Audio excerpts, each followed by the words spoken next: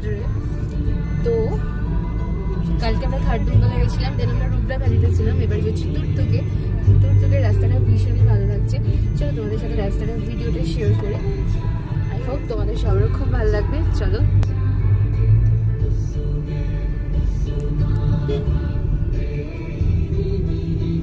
দেখতে পাচ্ছ কত সুন্দর একটা রোডের উপর দিয়ে আমরা যাচ্ছি।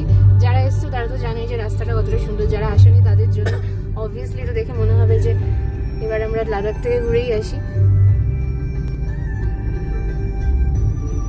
এতক্ষণ সেরকমভাবে আমরা গাজরাশিকে দেখতে পাইনি, বাট এখন দেখতে পাচ্ছি, তাই জন্য একটু বেশি এক্সাইটমেন্ট লাগছে আর খুব ভালো লাগছে।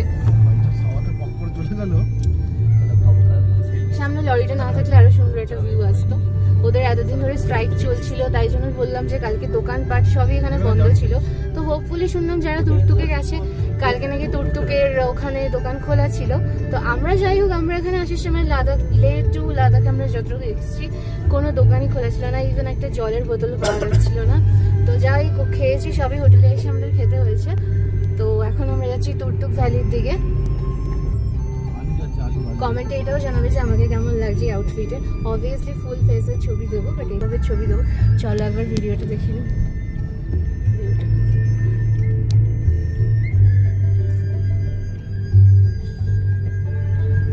সামনে আলুর বস্তার গাড়ি, আমরা যেটা ক্রস করে গেলাম।